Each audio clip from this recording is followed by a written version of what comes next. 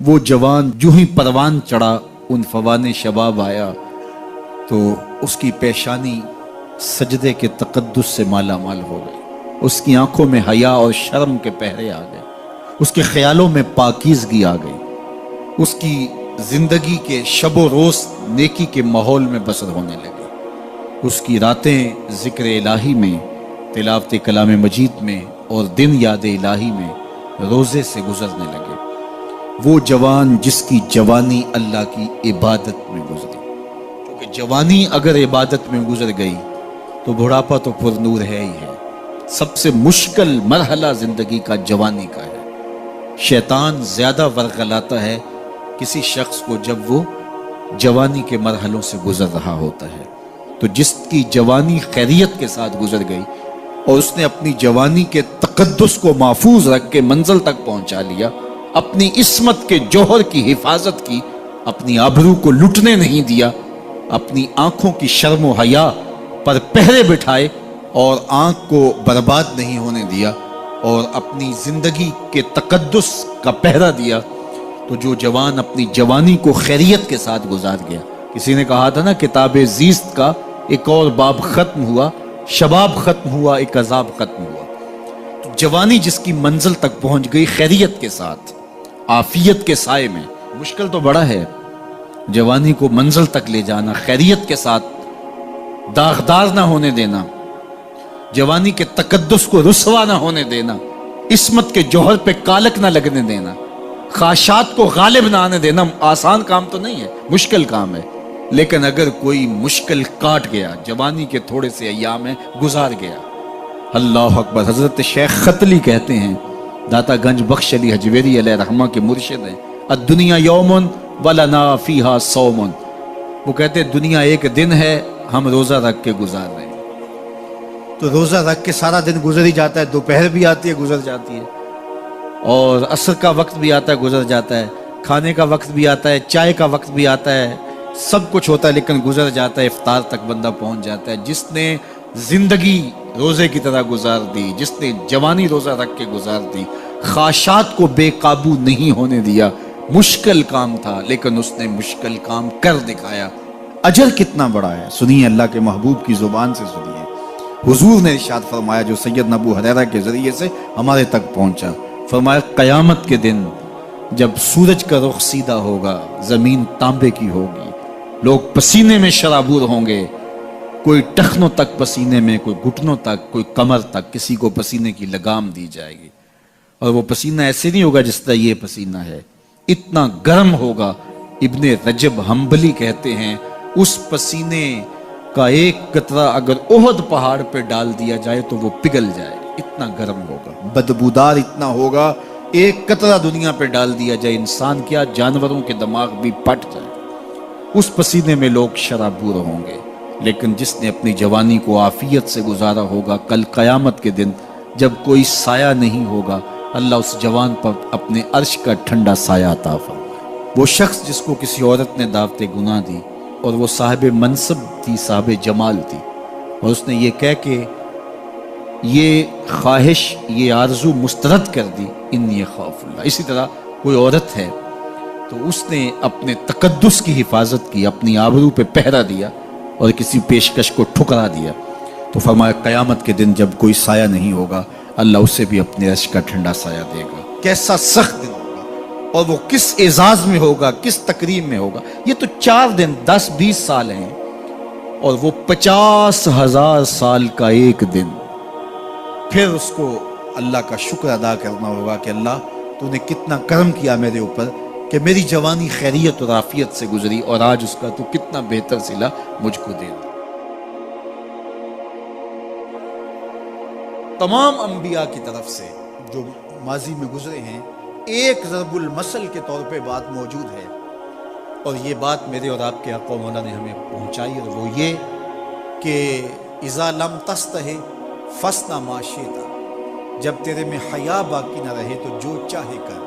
چونکہ حیا مانے ہوگا نا یہ بڑا ہے، حیا مانے ہوگا کہ یہ ماں ہے اور یہ بات میں نے نہیں کہنی، حیا روکے گا کہ یہ باپ ہے، اس کے سامنے یہ کام نہیں کرنا، حیا روکے گا کہ یہ میرے رسول صلی اللہ علیہ وسلم کی طرف سے ممانعت ہے اور میں حضور علیہ السلام کا سامنا کل قیامت کے دن کرنا ہے، حیا روکے گا کہ یہ میرے رب کا فرمان ہے اور کیا میرا اللہ مجھے دیکھ نہیں رہا؟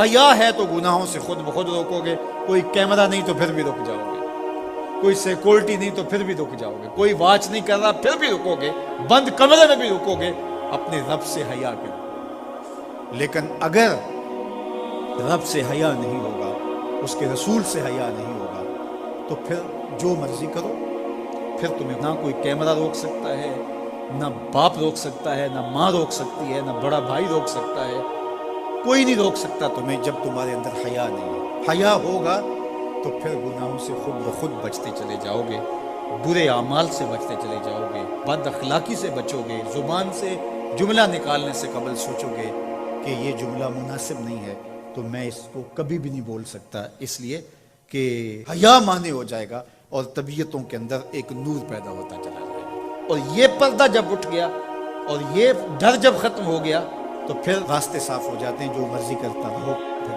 کوئی پرواہ نہیں ہوتی ہے۔ مدینہ المنورہ میں صحابہ تشریف فرما تھے کہ ایک خاتون گزری، سیاہ رنگت حبشی نژاد، تو ایک صحابی فرمانے لگے اگر جنتی خاتون دیکھنی ہے تو یہ خاتون ہے۔ تو پوچھا کہ یہ کیسے؟ کہا ایک دن یہ خاتون حضور کے پاس آئی اور اس نے کہا حضور مجھے مرگی کے دورے پڑتے ہیں تو میرے لیے دعا کر دیجیے کہ اس مرض سے مجھے نجات ملے۔ تو آقا کریم علیہ السلام نے فرمایا اگر تم کہو تو میں دعا کر دیتا ہوں اور یہ دورے تمہیں نہیں پڑیں گے، اور اگر تم ان پہ صبر کر لو تو میں تمہیں جنت کا وعدہ دوں۔ اب تمہارے ہاتھ میں ہے، جو چاہو کر لو۔ اس خاتون نے بغیر تأمل کے کہا مجھے جنت والا وعدہ قبول ہے، دورے پڑتے رہے کوئی بات نہیں، مجھے جنت والا وعدہ قبول ہے، لیکن حضور ایک کرم میرے پہ فرمائے، وہ یہ کہ جب مجھے دورہ پڑتا ہے تو میں گر پڑتا ہوں، تو گر جانے کی وجہ سے سطر کا خیال نہیں رہتا، ظاہر ہے بے ہوشی ہو جاتی ہے، تو میرے پہ یہ کرم فرمائیے، دعا کیجئے جب میں گروں تو اللہ میرے سطر کی حفاظت کرے۔ تو حضور نے یہ دعا کر دی۔ اب وہ گرتی تھی لیکن اس کا سطر نہیں کھلتا تھا، اللہ اکبر۔ تو اس کو کتنا خیال تھا اپنے پردے کا، کتنا خیال تھا اپنے سطر کا۔